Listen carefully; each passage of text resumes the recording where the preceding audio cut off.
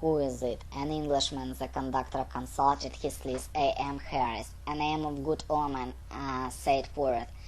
I read my Dickens, M. Harris will not arrive, but Monsignor Lavish's number said book. If this M. Harris arrive, will you tell him that he is?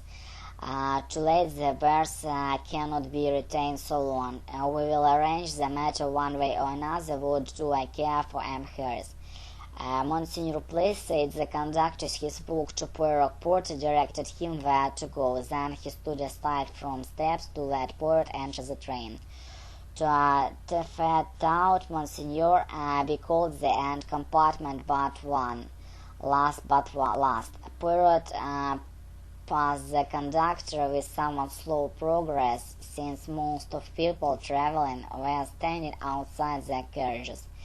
His polite pardons were uttered to utter with regularity of clockwork. At last he reached the compartment indicated. Inside it, reaching to a suitcase, was tall, a young American of Yucatecan Toward man, Monsignor, then compartment but one. Parrot passed along the corridor of somewhat slow progress, since most of people traveling were standing outside the carriage. His polite parts were uttered with the regularity of clockwork. At last he reached the compartment indicated. Inside, it is reaching a suitcase. It was a tall young American of Yucatecan. He frowned as Poirot entered.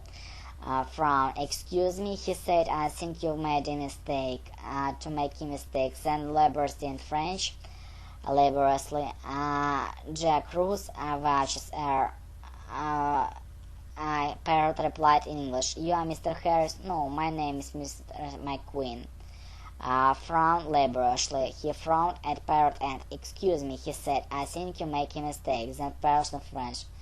You crossed Quab West Error. Parrot replied in English. You are Mr. Harris? No, my name is McQueen.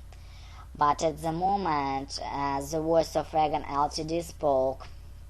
I apologize, rather breathless voice. There is no other berth on the train, Monsignor. The gentleman has to come in here. He was holding up the corridor window as he spoke and began to lift for his luggage.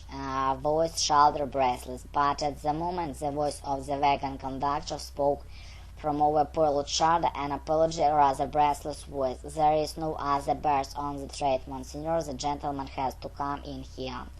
He was holding the corridor window as he spoke and began to lift Poirot's luggage. Репетитор по скайпу, Smart Teacher 197.